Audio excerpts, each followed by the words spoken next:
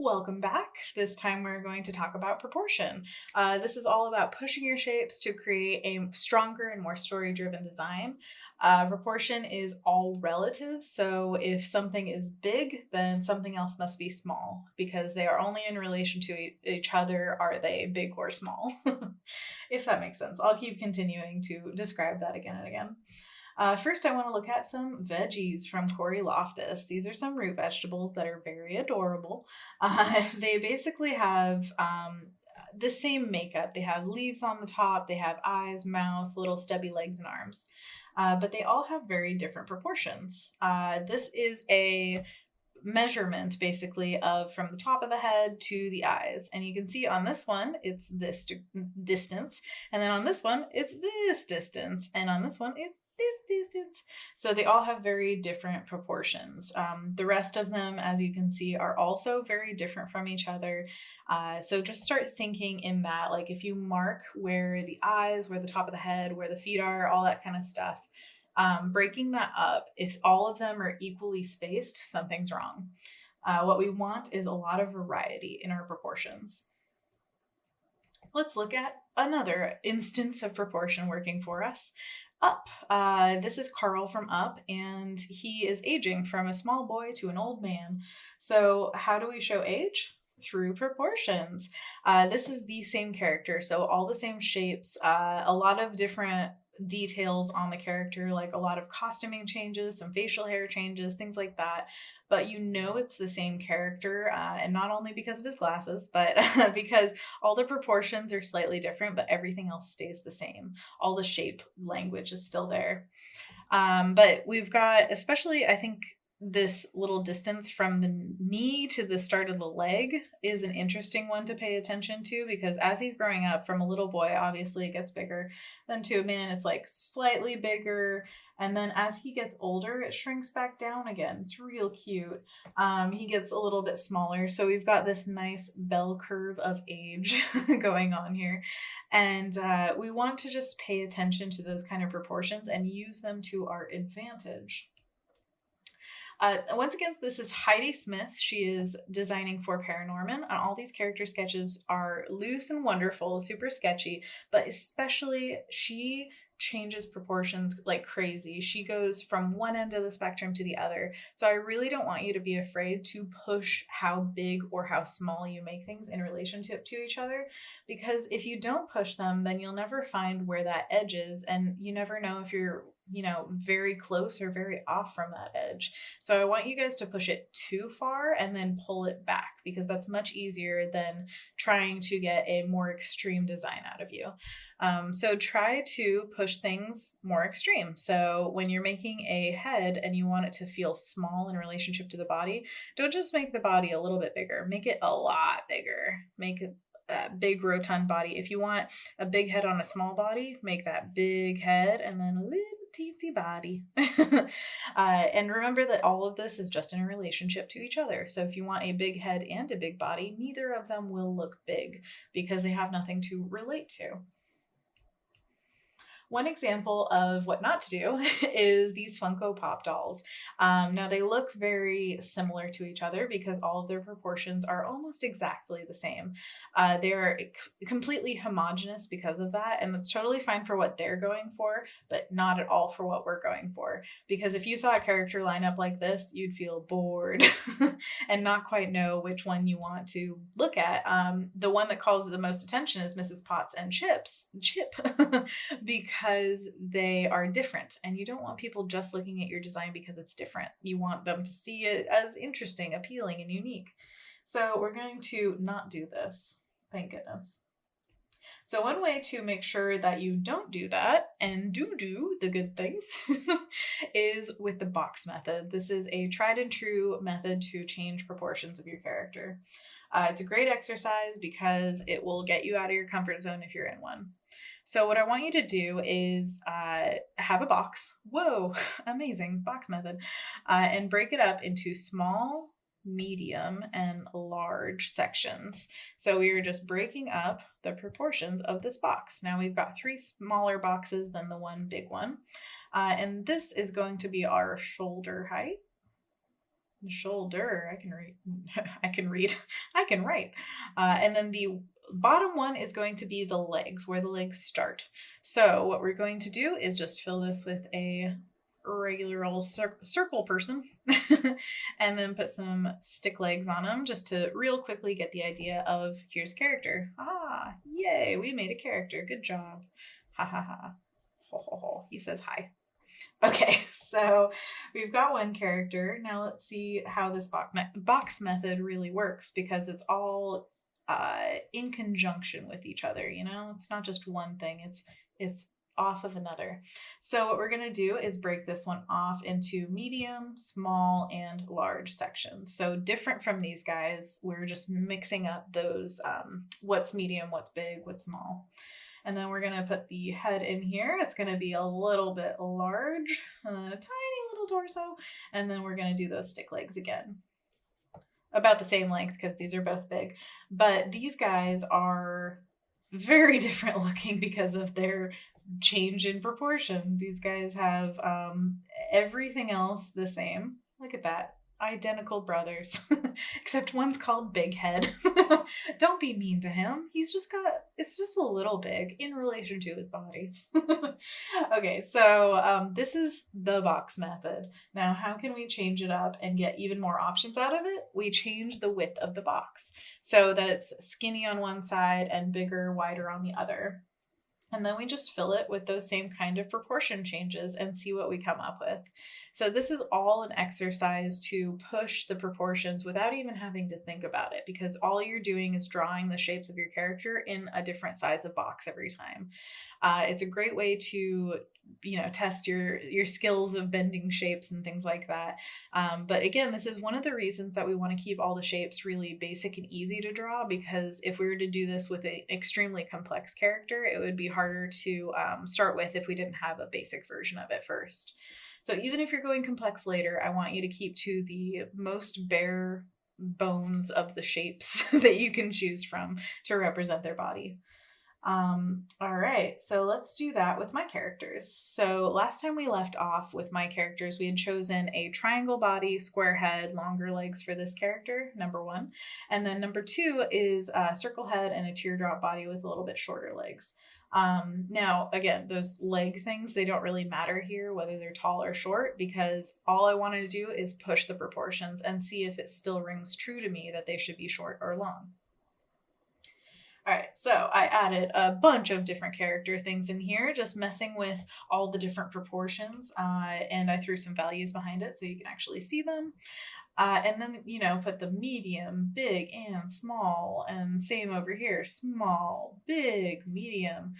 So all of these follow those same rules, but they are just filled in. So hopefully you can do this exact same thing, or not hopefully, you will do this exact same thing with your characters, but I want you to hopefully find your favorite character proportions out of this. And if you don't find it in this many drawings, make another sheet of them. They are so quick and so easy to do. It's ridiculous. So the two that I chose for these ones are it was this one and this one. So once again, this one's getting chosen basically on the first try. It's pretty amazing. But you can see how these are becoming a little bit more refined as I go about them. And yes, I chose these proportions, but you can see there are slight variations in how I sketched her. I want a little bit more slope to the feet. So I'm still having choices in here, but this is just giving me the options to base those choices off of. So let's go to a lineup with these guys. One aspect of proportion that I really wanted to make sure that I mention here is, okay, so I'm putting these two on a lineup. Now that looks fine, but the thing is, this number two, she has a real big head compared to this one. And it's important on lineups to make heads about the same size, unless there's something about your character where they have an abnormally large head. If you want to make a bunch of characters on a lineup, they should have the same-ish size of head. So I'm going to shrink her down until I'm not necessarily going for like this circle fits in that square, but I'm thinking of the volume of the head generally matching. And that creates a smaller character. And that's why it's so important to have characters with the same size of head on the lineup, because that will change their proportions to each other because everything's relational. So if I wanted her to be a taller character, I would make her head smaller on her body, and then I could size the whole thing up so that she is bigger as a whole. So let's say we're making a character and they've got a body and head that are about the same size. They're going to go like this to be about the same size as her head. And then let's make a body where they have a big head and a tiny little body. And we're gonna make sure their heads are around the same size. And then let's make a head with a really big body. Let's make those heads around the same size. Boom. Whoops. He's got an arm going out. And then you can see that body stays big when the heads stay the same size. So it is all in relationship to each other. But remember that the head size does matter when you're creating those relationships. All right, let's move on to faces. Okay, so this exact same principle of making these proportion boxes, the box method, works for faces just the same as bodies. So let's make this small, big, and medium. That was kind of a bad medium. Let's do medium. That's a little better. Okay, so we're gonna do horizontal lines once again, and this time I'm gonna put eyes here, and then I'm gonna put like a nose between these lines. I'm gonna choose a triangle for the nose, and then I'm gonna put a little mouth in there. So this shows the breakup of all of the same methods that we used for the body, but for faces. So we're gonna make a skinnier face, a normal face, and then a wide face. And then we're going to go for circles and triangles and play with all those things. And you can see how varying the width and then varying the vertical lines that we've got here, breaking up that space, then we create all of these different proportions. And just glancing at this page, you have different options for different characters all over the place. So I want you guys to really dive into bodies and faces, messing with all of the proportions within the shapes that you've already explored. These are some really great examples of head proportion changes. Even with some of these faces, we've got all of these different wonderful effects of different mustaches, but they're all on triangle faces, circle faces, square faces. And all of the attributes of these faces, the eyes and the nose, are all different shapes and sizes. So they are just creating variations on variations. And doesn't a page like this just make you want to draw more faces? They're so fun because you can create all sorts of shapes with them, all sorts of variety within them. So just keep this in mind when you're going about drawing your faces. They're just, sky's the limit. It's amazing. All right, so let's go into our faces. So we've got our character number one, the proportions of their body, character number two, the proportions of their body, but we don't have their faces yet. So let's jump into just messing around with some proportions. So I want this one to be small. And again, I'm just going to be real sketchy, so don't worry about being clean here. I kind of want her to have like a rounded triangle nose. And I am just using like dots for eyes because that's part of what I have adopted as my style, but I also just want to keep it as simple as possible when dealing with these things, because we don't need to be messing around with more complex attributes to the face. I'm adding eyebrows and a smile just to make it a little bit more friendly. And I draw slightly on a slant, so forgive me for that. It can all be fixed later. Beep. Got a longer nose now and some little eyes. And right now, I'm not even thinking about what's right or wrong. I'm thinking about what feels like something I haven't done before. So there really isn't any analysis coming in right now. It is just straight up trying out things. Let's see here. I want to do big in the middle. Let's do that.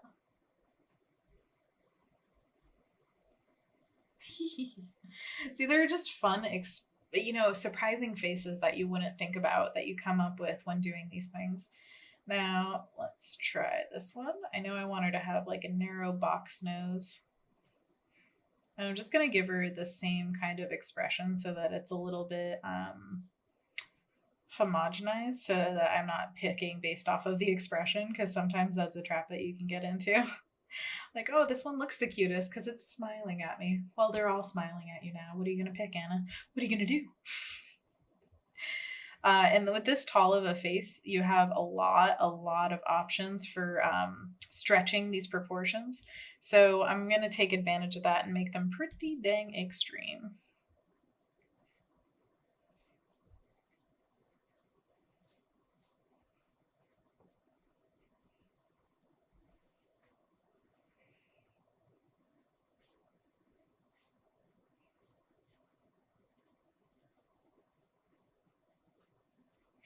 And you could definitely add an extra line to decide where the mouth is, because that is another defining attribute. Like, look at this. If we're messing around with this mouth, putting it up here or down here does change the face design quite a lot. So it's all up to you whether you put it on the top or the bottom or the middle, anywhere in between. Part of putting it up here makes me feel like the chin is really massive, and that's almost a heroic look to me. So I'm going to put it down here. Now that is an analysis part, which I don't even have to do right now, but I felt like saying it, so I said it. Deal with it. Okay, so I'm gonna finish this off. Boop, boop, boop. And now you can see all these different options for basically like nose length this is turned into, and all of the different proportions, what they say about the character, what they do for her. So out of these, what am I feeling? Let's see. I feel like these are too similar, so I'm going to actually switch this one up. Whoop. Now they're even more similar. What am I doing?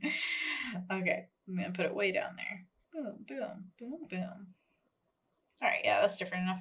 So I wanted to give myself options, and finding that something's too similar means that I'm not pushing it far enough, and you should just push it, whether it looks right or not. Just try it out.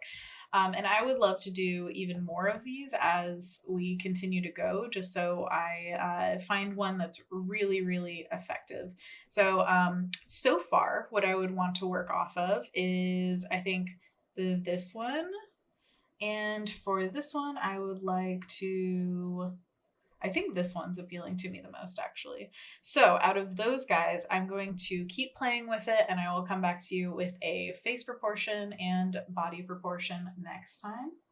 And then we're going to jump into your assignment for next time. So, I've got mine assignment, and now you've got yours. So what we're going to do is push your characters, surprise, surprise, using the box method. For the heads and the bodies, I want at least 5 different proportions. Now that is a very small number, but heads and bodies and 5 characters, I understand it adds up, but remember how quickly this happened. You could even do the same boxes and the same breakup of the space and just put the different bodies in them. And that would be a really fast way to do it, because we don't want to waste your proportion work. If you're really pushing it well, then it could work for one character and another. Same thing. So what I want you to do is that. Come back with your favorite proportions that fit the character the best, and revise your character lineup. So that's all it is just popping them into the lineup once you've chosen your favorite of the push proportions. So good luck with that, and come back when you are ready for costuming.